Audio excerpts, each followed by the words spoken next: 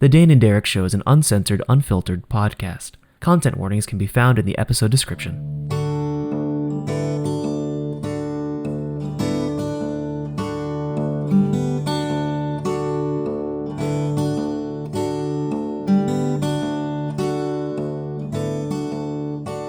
Hello and welcome back to the Dane and Derek Show, a podcast where two nerdy friends keep in touch and shoot the shit. My name is Benig-Aiello. I'm a writer, director, and avid tabletop RPG player. And with me, as always, is my good friend, Dane Fogdall. Sorry, I had to clear my throat there. I'm Dane. I'm a writer and sometimes a musician and podcaster. Lover of tabletop RPGs, though. Fantastic. So, this week on the show, we're doing one of your ideas, Dane, talk and pitch, as you had pitched it to me. Mm-hmm. But before we hop into that, for my icebreaker, I have the question, why all the projects? I feel attacked. To be fair, either of us could be heavily attacked by this. Oh, yes. question. Well, that's why I asked it, because we've talked about just how much we do and why we continue to do as much as we do. And yeah, just why. So do you want like the canned answer, or do you want like the legit answer I've gone over in therapy? Both are easy and quick, though. You know, give me both. Give me both, because I feel like that'll be funny. Canned answer, it makes me feel satisfied, content, and happy. Not bad. Real answer is, well, not real, but deeper level answer is, the reason it makes me feel content and happy and good about myself is that I almost died at a young age, and I'm trying to make my life feel like it's worth it. That's also very fair. Yeah. That's pretty morbid, and I'm making a bit of light of it. But like, honestly, it is the way I am. I don't feel super content unless I feel as though I am working on something. It's an itch I had before that, of course. Like, I liked making stuff. I've always liked that, but it's definitely it can get obsessive is like the concern that I have sometimes. What about you? What's up? For me, I I had an existential talk with some friends in a cabin in the woods a few weeks ago, and it occurred to me that I think the big part of why I do all these projects, why I write all these movies, why I'm constantly trying to make so many movies, is because without doing that, especially for movies in particular, without movies, I feel like I've lost an ability to communicate with people. And by that, it's like, because like I feel like I can only fully express myself and talk to people through the movies I make. And that goes to some extent for some of the other like podcasts and other like music projects I've done over the years. To some extent, like, it's a method of expression, but like for me, it's like, it's not even like it's like like, I could be miserable doing something, but I will finish it if it means me communicating an idea to someone. Just because like I can't find the words or the vocabulary or the sort of like emotional like thing I need to say it to someone. I can more easily say it by making a movie about the thing. And like, it's why I've made like so many movies about like the concept of moving, because I've moved around a lot in my life, and that's something that's really not bothered me, but it's been on my mind. Or like, I don't know, it's how I process a lot of things. Like, it's how I process tragedy, it's how I process good things, bad things. So yeah, for me, it's like, without making things, I'm removing an ability. I'm removing a part of the ability for me to communicate with people. So No, that makes sense. So here's a question, kind of a follow up. I know we have a real topic, but I'm now curious. Do you feel like you go overboard? Oh, all the time. Like, I would argue that I'm like, I've been on the brink of being overboard.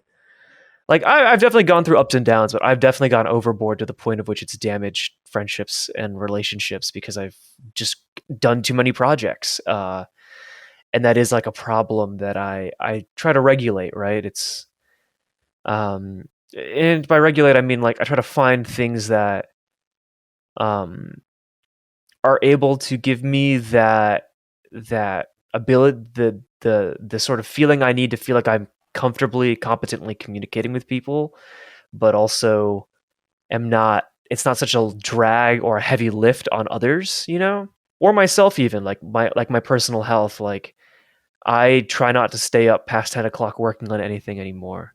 It's just Smart. not healthy for me. Because I've done it. I've done the whole like go to bed at 10, get up, and like a half hour later, and then work till like 6 in the morning. Like I've done that, right? Like, and it's not healthy. It's definitely going to impact my health for the rest of my life, and I should not be doing that. Um, yeah, Yeah. or sometimes I'm just doing too many projects to the point of which I'm not focusing on the right projects, right? Like I'm doing so many other things that I'm not, but then I'm like neglecting my films, or I'm doing too many films and I'm neglecting sort of the podcast I'm doing, or I'm like doing, or I'm trying to do music again, but I'm putting way too much effort into something that like I I know my lane and I shouldn't expand out of it, but I'm trying to expand out of it, and as a result, it's eating into all these other things, right? So it's very much it's finding those balances and creating those lanes of traffic for me with my projects, so I don't creating a lot of rules, so I don't go overboard. Um, Yeah. yeah, Yeah. I'm guessing you feel the same way sometimes. Ooh, yeah. Currently at the back end of one of those. Mm, Like the pandemic was a really good time for filling my days with stuff, right? yeah. Um I couldn't go out, so I didn't have to leave any space for socialization, my family, um even to some extent like the people in my house, cuz they weren't going Hmm. anywhere. So if I had free time just randomly, well, they were almost certainly free too. So every other second I could just hand over to stuff. Um and that is not good. And it Hmm. has essentially like led me over to being like, at this point, I'm at the place where I'm like, okay, I know what I want to be doing. I know what I want to be working on. And I know the little tangential parts of that that I also want to have. Um, which basically boils down to like, I want to be mainly noveling, and then I want to have a few little other things on the side. And everything else I need to, either be sort of a hobby or go at this point, especially because I'm planning on going to law school at this point. So Right. yeah, it went way too far, and now I want like a life again. Um, that will still be so much more project heavy than the average person, for sure. But I feel that a lot, and it's something I try to keep an eye on and let get out of control recently. So I was curious. Yeah. Well, I mean, it's hard when your hobbies are your passions, right? Yes, yes. I've also been struggling due to the fact that my job is not super satisfying. Like, not even in like an intellectual way. Like, I'm not even just challenged. Like Hmm. maybe I could hate it, but at least like, oh, I'm working with good people, and like at least like I'm doing stuff in my day. I do nothing in my day. I don't really like the people I work with on the whole. Couple exceptions there, but like my job is empty and unfulfilling, so I'm trying to find fulfillment anywhere else I can get it. So, Yeah. yeah. Yeah. I gotcha. No, I definitely like have done that in the past for sure.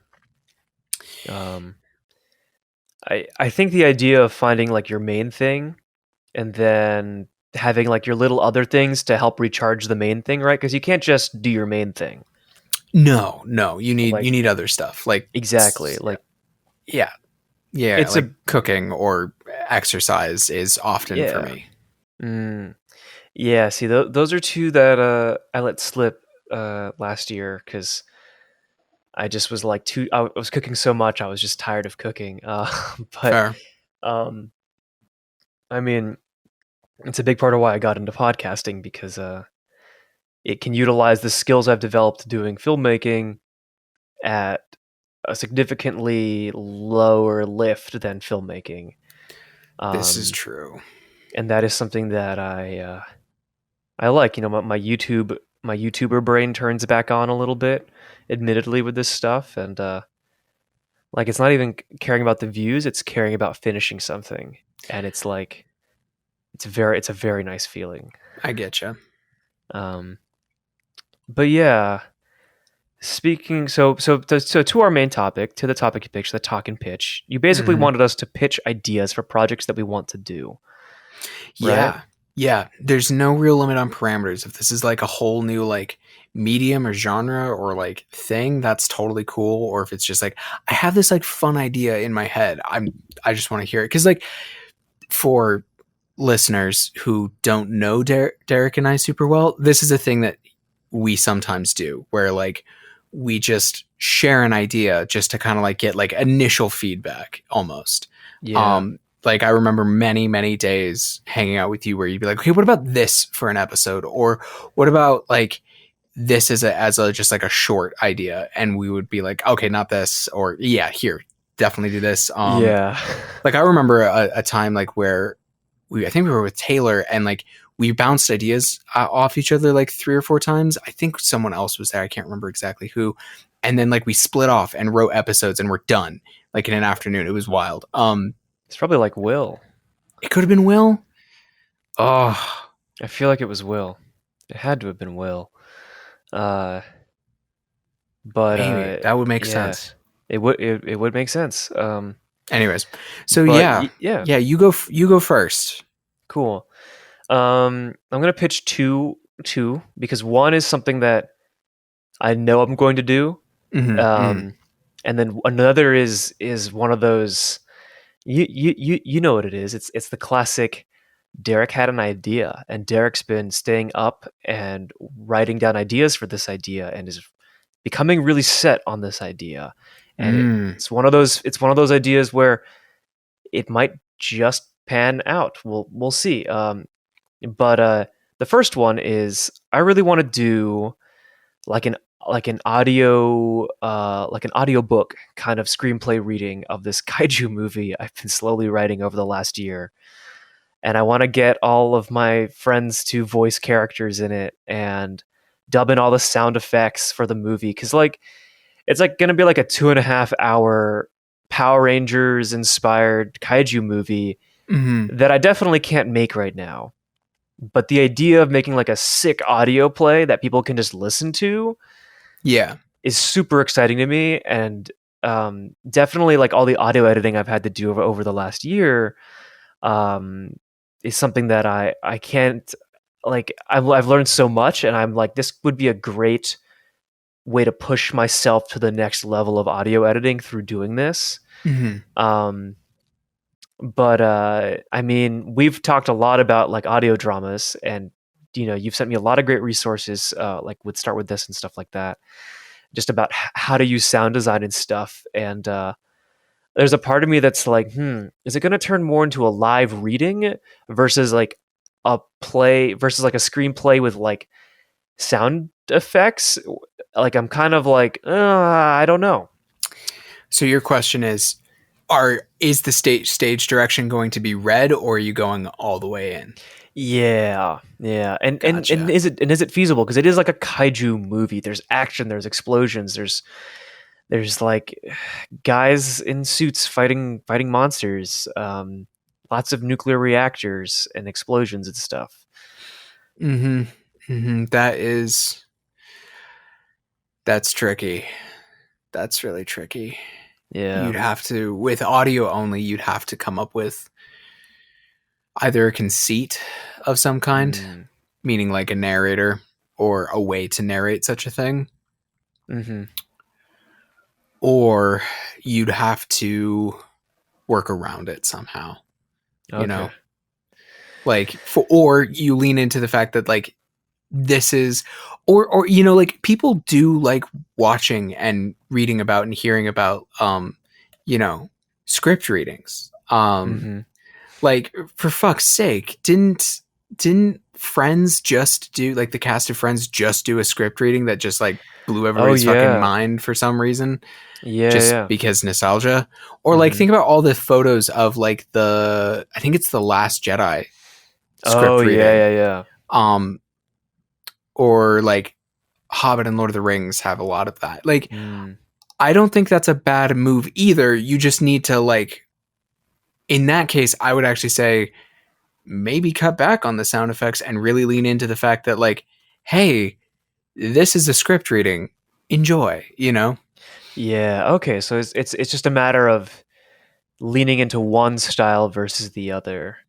That's my thought on it. Okay. Like Cool. if I like if I were to do it the other way, I think I would find a way around the battles, if that makes sense. Like, Yeah. um,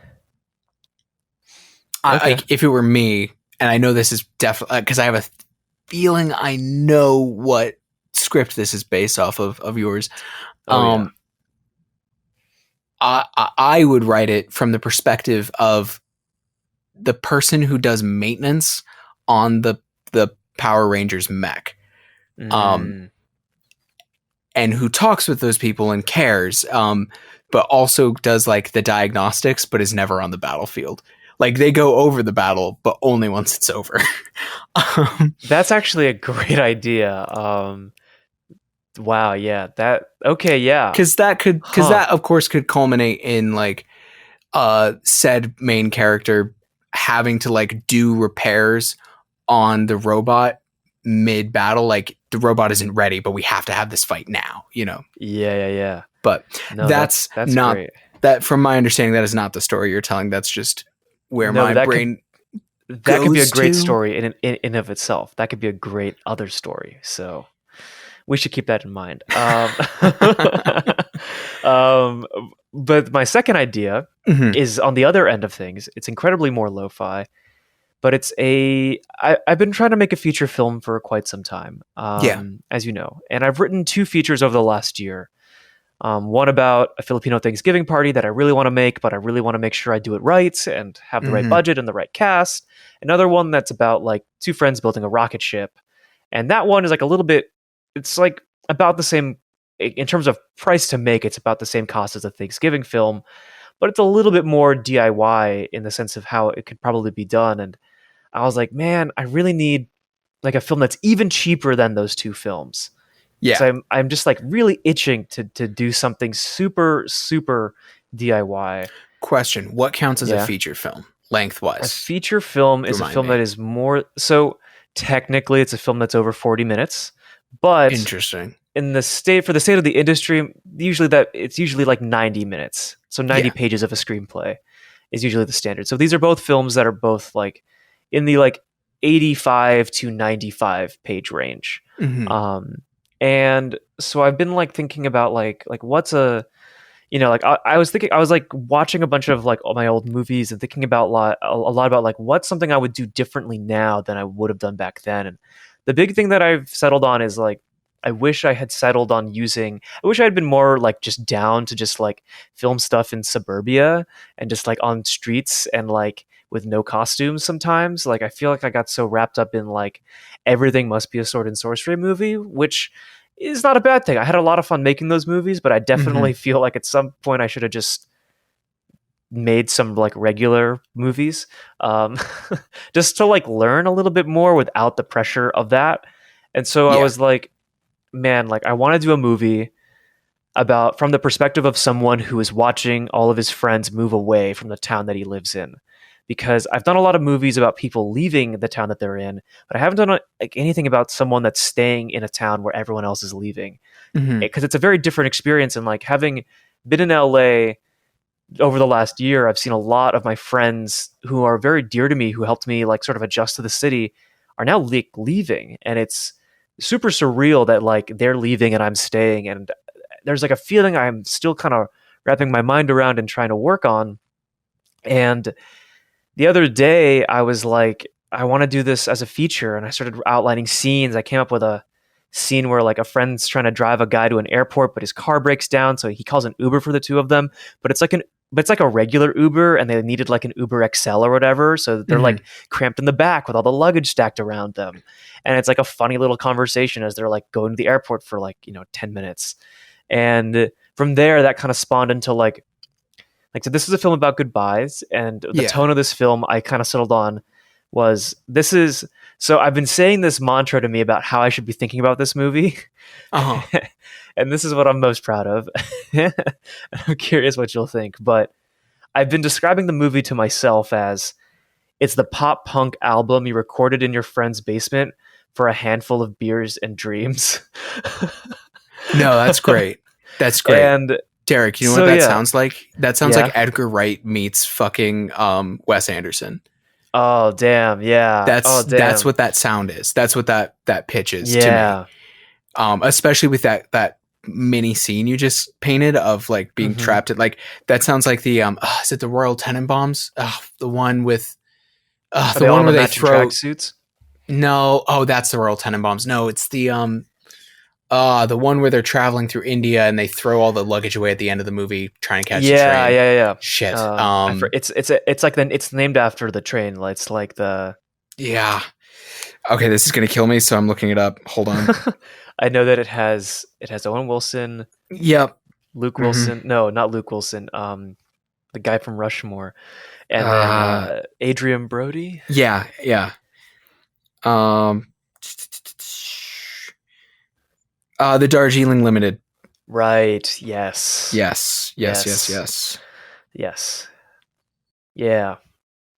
So that's been the latest feature film project I've been writing, and I've been trying to write it really fast because there's this part of me that is like, there's momentum here that I should capitalize on while I have it. There's an energy here that I really like. Yeah. So Makes sense. but yeah. I like that. You like Send it? me all this scripts and stuff when you have things. I'm curious. We'll do. Yeah. Sounds good. Oh, I'm glad that you like it because you're the first person I've said this whole pitch to in one go. I've said bits and bobs to friends, and they've all been like, "Oh, that's funny," but you're the first person to say, "I like it." Yeah, I really like that little description you gave, and I can see how it would work. Like I can see it in a sense. Yeah. Like I can see the way the idea could come across. That's really cool. It just kind of chronicles this guy helping helping friends and family move, and it's just like little, almost vignettes. Yeah, cool. So that's my talking pitch. I've talked a lot this episode. What a change. Well, hold on. I haven't gotten my turn yet. I know you haven't. So I'm going to shut up now and let you take the reins. So I think I'll do 2 pitches because you did too. First, and this is going to be kind of funny because potentially by the time, actually almost certainly by the time this is out, this will have started. So part of doing the whole Dane Wrights website, which I'll plug again at the end of this and plugged last week, is to have a place for where people could go see my writing. Now here's the trouble with that. That's kind of tough to do on the internet, believe it or not.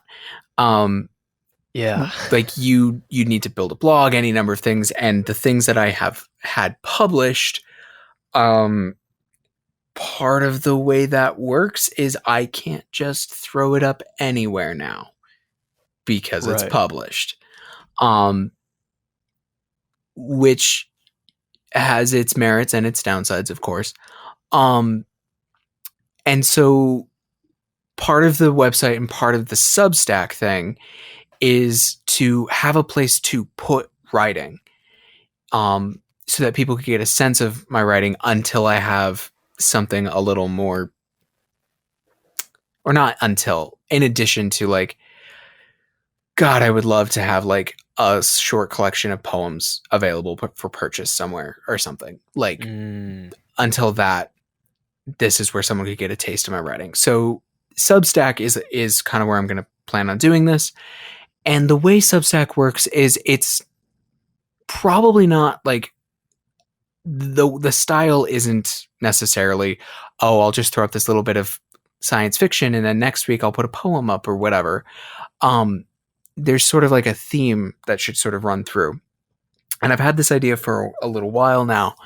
And I absolutely had no idea what to do with it because I'm like, this doesn't make a novel happen. This isn't essays. This isn't like a collection of essays. This isn't poetry. It's not a short story. And it's not even really properly nonfiction even either. But my old friend Logan and I, every week in high school on Wednesday mornings, we would go to a particular diner in the town we lived in. And we would talk, for a couple hours. We would order the same thing at the same time every week.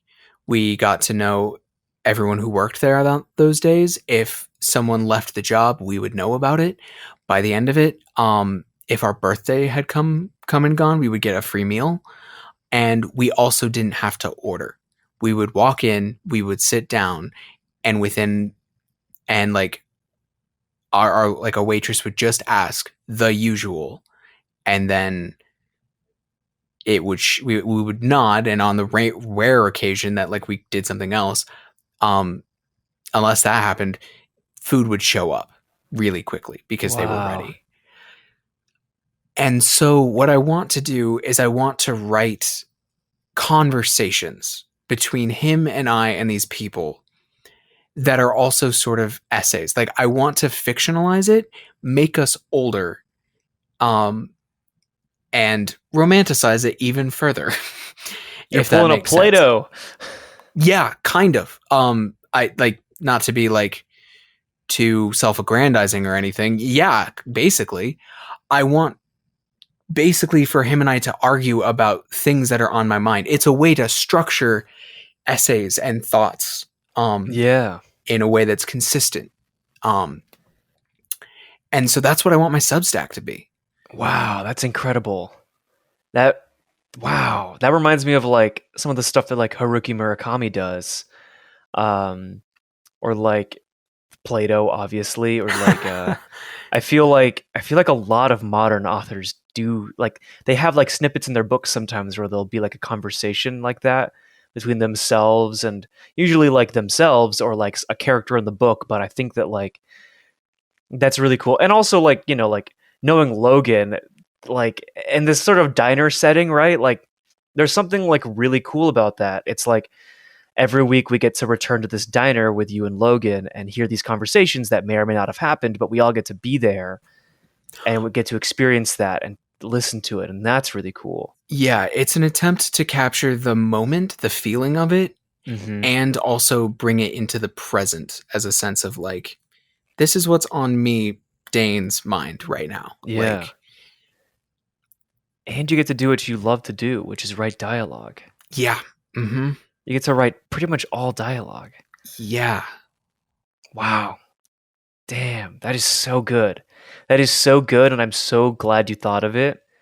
Because if I thought of that idea, I wouldn't know what to do with it. So I'm glad you thought of it. Well, I've been sitting on it for nearly a year. Like, I'm like, I don't know what to do with this. Because I'm like, this will not make a novel, right? Mm-hmm. This doesn't turn it. There's no through line. I don't have a through line. Like I often write things that are basically just end up being roughly a conversation between 2 to 4-ish people. Like, but there's a way to do that is actually just like, that's a story, right? That's the novel I'm working on right now. Is it's just a dialogue between 2 people.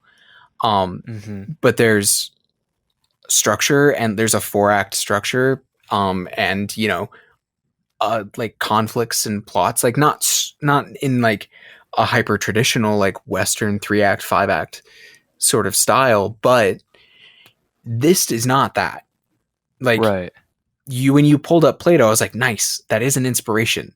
That's a really arrogant inspiration, so I'm quiet about that, but thank you for bringing that up. Because that's the idea, right? Like, I want to write conversations that are actually essays. Mm-hmm.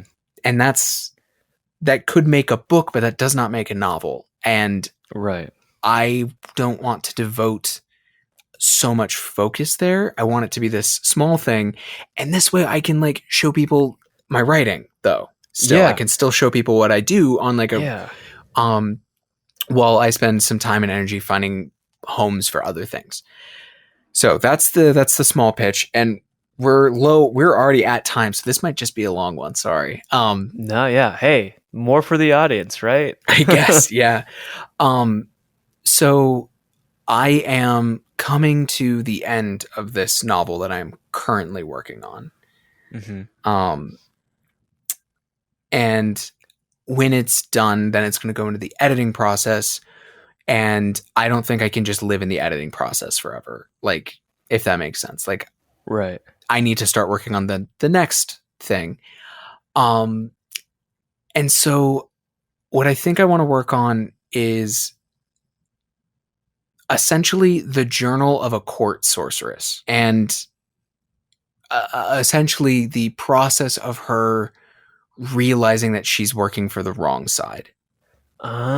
Ah. And I'm thinking that interspersed in there will be the journals of two other people who are quote unquote on the right side, who are the people who bring her over, but the way they write is very different and also will not fully tell the story. They'll just sort of add color and additional perspectives and details. But I want to write this sorceress who's like very like imagine sort of the diary of like an 18th century person that's very like, Yeah. it's very like someone, not necessarily that, but like someone very meticulous who writes things out in a very narrative style, along with two other people who write journals more like, hey, this is like a recipe I kind of like wrote down and kind of threw together yesterday. Oh, Uh-huh. also this happened. Do you know what I mean? Like, Yeah. Like, oh, hey, I just, figured out how to cast this, like, one spell I've been trying to figure out. And, oh, hey, like, the king got stabbed. yeah. Whereas the main person would be more along the lines of like, here's the entire day of the assassination attempt, start to finish from my perspective. Right. You know, I don't know. What do you think of that as like a fantasy novel? I think that that's really cool. I like the idea that, like, it's not just the one perspective, but I also like that it's fairly contained to, like, this one kingdom, right? Like, you're not doing a Game of Thrones that's, like, continent spanning. You're keeping it really contained, like, to just one space. Like, one of my favorite fantasy novels is Once Upon a Marigold, which is like a children's book, like a YA book, but it's like, Mm-hmm. it's very contained to like the forest where the trolls live and the castle at the edge of the forest. And Right. there's like another kingdom that's like in the story, but like we never see them. We never really go over there. It's really just follows this like kid going back and forth to like meet this princess. And it's very much rooted in like one perspective and with like occasional asides to other perspectives. And I found that to be a really easy read for me. And I think that like there's something interesting there that you can do with like the perspectives and the voices, right? Because like from what you've described, it's like there's a clear voice that this sorceress has versus the other two people. And knowing you, there's probably some interesting philosophy things you can do with the other two people on being, on the quote unquote right side, right? And I think that there's some interesting things there to like kind of like mish and mash and mesh, especially when the journals begin to like, especially if the journals like conflict in account, right? That's when things kind of become a mystery. And like, honestly, like you're setting yourself up to make like not only like a good novel, but like a good novel that could translate into like a good podcast, which could then translate into a good movie or TV show. Like you've set yourself up to create something that can translate to multiple mediums of your choosing, which is really cool. In addition to being a really good novel. That's just the, film exec brain in my brain, even though I'm not a film exec. But I don't know. Here's the thing. I like a good fantasy novel, and I know that you do too. I know that your current novel is like in that vein, but it's a little different. And I don't really know what your previous novel was, but from what you had described of me, I'm pretty sure it wasn't very fantasy. Okay, The first one. my first attempt at noveling was like relatively hard science fiction. Okay. And then this that I'm currently working on, I would call light magical realism, like slight myth retelling. So fantastic, but not fantasy, if that makes Right. sense. Um, Characters in the book I'm working on right now do things that I think are damn near impossible, but they're not magical, if that makes Yeah. sense. Yeah. This would be fantasy, which is in my life, most of the stories I like to consume and tell. So I'm oddly nervous about it. Yeah. I But mean, yeah, I have, yeah, no, I think it's good. I think you've probably given yourself enough distance based on some of the work that I've seen you put out recently, and especially because you have this Substack project that is very much not that, no, um, and I think that that will be good to keep you grounded yes. because I I've know that that's something. also, Yeah. oh, you go, you go. Well, I know that that's something you and I both struggle with is like being too close to the fantasy genre. Hmm. That's something I really struggle with to the point of which like I'm pretty much like relegating myself to like Dungeons and Dragons and tabletop RPGs and like Quest and like mecha games and stuff like that, just to kind of like keep myself at bay from like making a movie that is in that field because I know that I'm not at a place where I can do that well. And so Hmm. I'm glad that like you're starting to reintroduce it into something that you can do because I know it's something you've wanted to do. And I think that if you're nervous, that's a good thing. Yeah. It means I you'll do a will good say job. I also snuck in another way to be writing in a way almost entirely dialogue. Yes, you Um, did. Yeah, because you did. it's going to be strictly speaking in like three characters' voices. Yeah, you son of a Dane, you did it. Yeah. Yeah, I love dialogue so much. You really do. It's fun. I love the way people talk. Like really I Mhm. do. I love the way people talk and I love hearing it and I love trying to like not recreate it fully but recreate the feeling of it. Yeah. Yeah. No, Like it's like impressionist painting. Like you're never going to actually be able to take what people say and put it on a page, but you can use these like little hints of language to like almost trick the author or the reader into thinking and hearing what you do, you know? yeah. Like yeah. Anyways. Well, yeah, I mean, I think that that's something very interesting too, because when you're writing dialogue in a novel sense, people are going to interpret it and hear it differently Mhm. versus like in a movie where it's definitively said a certain way for the performance. And I think that's something really cool about the medium that you're working in with your Substack and with your new novel idea because there's a lot to be drawn out of it, right? Story wise, and that's exciting. I'm excited to see you get back on that like weekly, bi-weekly, however often writing mojo kind of thing. 'Cause I know that you and I are big proponents of do something consistently, get it done, get it out Yeah. there. As Yeah. much as we are proponents of put your time and love into something that you really care about, and I think that I'm excited for you to have the best of both worlds a little bit, and that's exciting. Like I don't know, like I've never been so excited to subscribe to like a Substack. I've never subscribed to a Substack, so you'll be my first Substack I subscribe to Nice. whenever that's out. This is funny. Again, it could be already up is Yeah, by it the could time be. this is released. It really could be. Yeah. And I don't know at this moment, I don't know if it's going to be weekly or a bi-weekly thing. Mm, I don't know what realistic releases it looks like for me on that. But we are about 10 minutes over. yeah, we are, but So we got to it skedaddle. we do, but it was worth it. It was well Hell yeah. worth it. I'm really excited. This was I feel really this. I feel good. I feel really pumped up. I feel Same. really pumped up. I'm glad. Man, this was good. We Um, might have to do this again in like a few months, you know? yeah, and maybe like a check-in or like when we're getting close to the end of these projects that we pitched today. Yeah. You know, we should definitely do a check-in to see where things are in a couple of months, though, to Mhm. see how things have gone. But for now, that's it for this week, folks. You can see what movies I'm watching on Letterboxd at Benig-Aiello and conveniently at Benig-Aiello everywhere else, including my website, YouTube, Vimeo, Twitter, Instagram, whatever. Dane, we've talked about it a lot, but where can we find you and your work? You can now find me at danewrites.com. There are links to my podcast, music, Twitter, and there's a link to the Substack. And I'd be shocked if by the time this goes up, you couldn't go find what I just pitched to Derek. Also, I'm realizing I used the word skedaddle unironically.